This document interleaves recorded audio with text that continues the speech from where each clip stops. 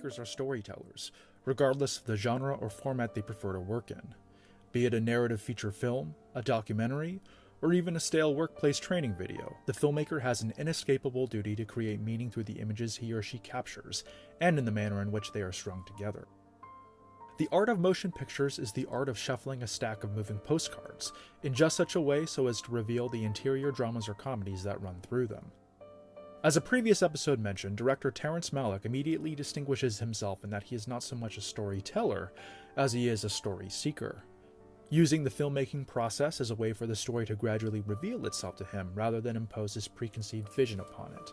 This process is more analogous to documentary filmmaking, and tends to be the absolute opposite approach to the logistical practices of theatrical features. But the result is almost always a visceral, deeply felt narrative that affords a profound emotional resonance in direct proportion to the viewer's willingness to open him or herself up to the experience. This strikes to the heart of Malick's polarizing status in contemporary filmmaking. By virtue of the intense emotional reactions that cinema can provoke, the art form belongs to the viewer just as much as it does the maker. If, however, the viewer isn't particularly inclined to embrace a work that so brazenly colors outside the lines, then rejection is all but assured. As an increasingly prolific Malick has grown into his late career prime and encountered new realms of critical success, so too has his base of detractors become inflated and more outspoken. Naturally, this development only solidifies Malick's reputation as an artist in the truest sense, one who makes films purely for the sake of self-expression instead of profit. Long rumored to be an enigmatic recluse, Malick has used the occasion of his recent work to prove that he's anything but. The famously guarded filmmaker who declined to participate in press interviews or even show up to the premieres of his own films has increasingly revealed more of himself to us, albeit in the poetic, lyrical visual grammar that informs his distinct aesthetic. This new phase finds Malick shifting away from the mythic aura that marked his work from Badlands to the New World in favor of an intimate and emotionally autobiographical approach. Ironically enough, his first stab at this strategy would transpose itself against the largest scale imaginable, the observable universe, as viewed across the whole spectrum of time. Despite several years of separation between them, 2011's The Tree of Life and 2016's Voyage of Time immediately present themselves as companion pieces, forming a singular vehicle through which Malick mounts an expedition into the great unknown of cosmic infinity, as well as the interior unknown of our fundamental humanity. Together, they become a sprawling odyssey into space and time, revealing the fragile interconnectedness of creation and the human experience, while becoming our clearest window yet into the primal forces that propel Malick's singularly unique artistry. Before he embarked on his 20-year hiatus from filmmaking, Malick was laboring over the development of an ambitious passion project he had enigmatically dubbed Q.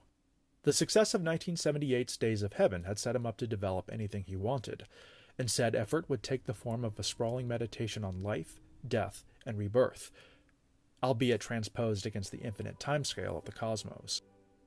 The project famously collapsed shortly thereafter in the wake of Malick's self-imposed exile from Hollywood, but vestiges of the idea nevertheless continued to percolate in the director's mind throughout the ensuing decades. His return with 1998's The Thin Red Line, as well as his subsequent 2005 effort The New World, re-established Malick's prominence within the industry's prestige circles, and with it a renewed interest in the prospects of his unmade projects. While in the early stages of his failed Che Guevara project with production company River Road, Malick pitched his latest musings on Q to producer Bill Pohlad.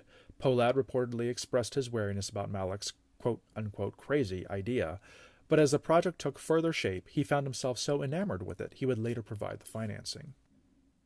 The production of The New World would give the long-gestating Q project some added momentum by establishing a strong creative collaboration between Malick and producer Sarah Green, who has since proven instrumental in ramping up the pace of the director's finished output. Malick had also been discussing the idea with other producers like Grant Hill and Plan B Entertainment's Dee Dee Gardner and Brad Pitt, lamenting the difficulties he had faced in getting the film made over the decades.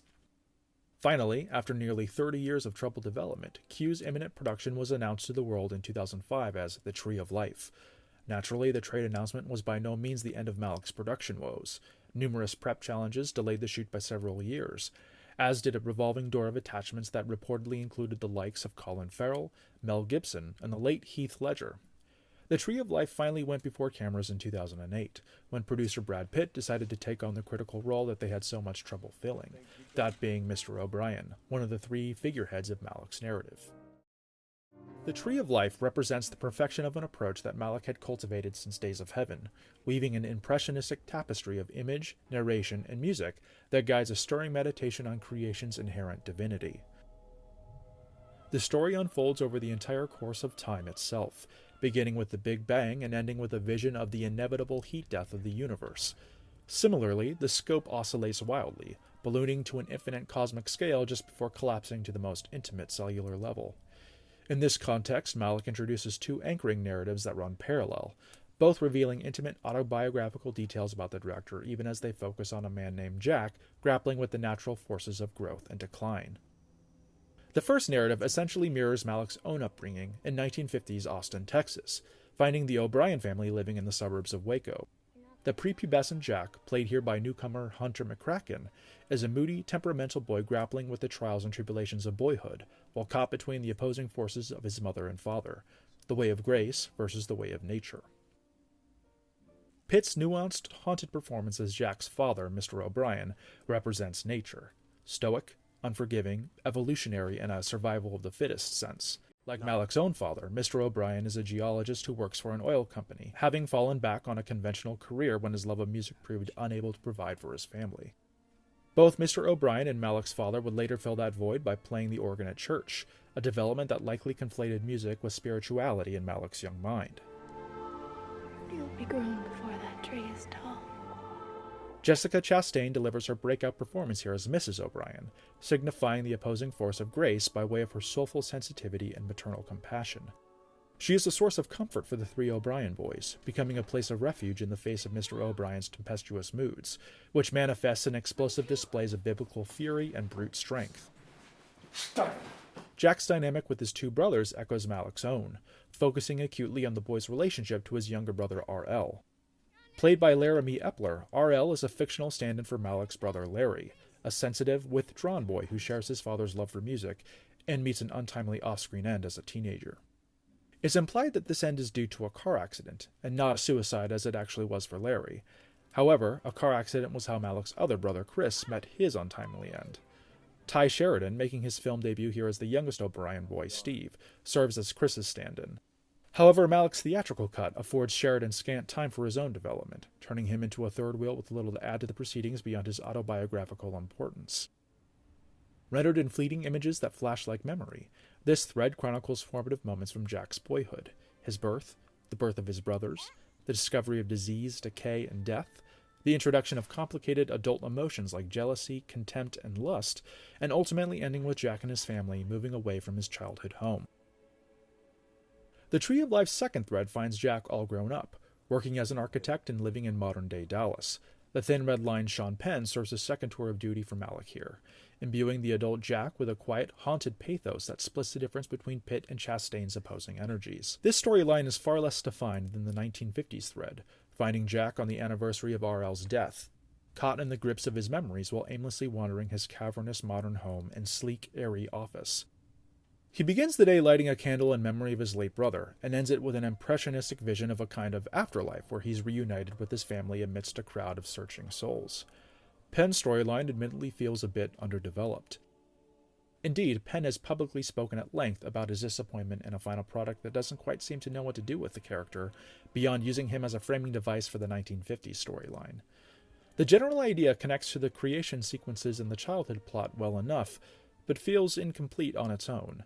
Malick's notoriously scissor-happy approach to editing could be the culprit here, having whittled down Penn's character to the bare sketch of an arc in the face of an overall narrative that was already complicated enough.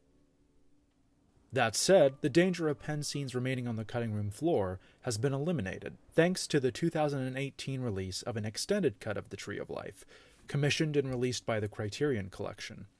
The additional footage brings the runtime to over 3 hours, giving us a deeper glimpse into the man that Jack has grown up to be, a father with the son of his own, and a husband with serious moral failings when it comes to fidelity.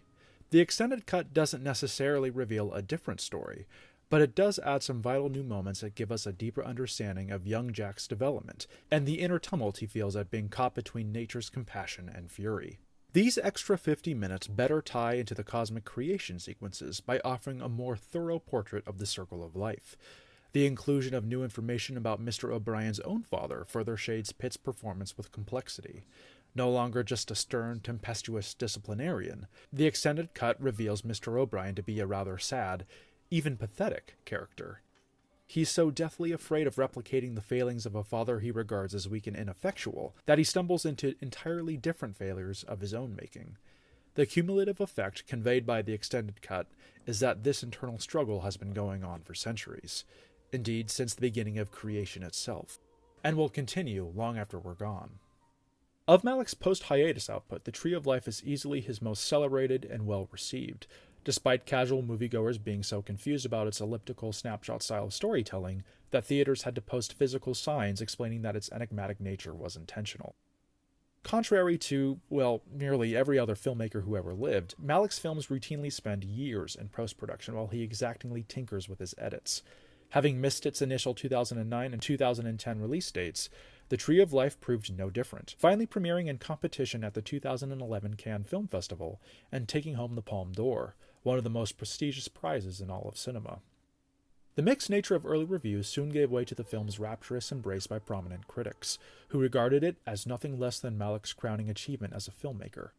3 Oscar nominations followed, one for Best Picture, another for Emmanuel Lubezki's cinematography, and the third being Malick's second nod for direction. And the Oscar goes to Michel Habanvichu. Despite losing out on all 3 categories, The Tree of Life has refused to lose its luster in the years since, displaying an enduring resonance as perhaps Malick's most defining work.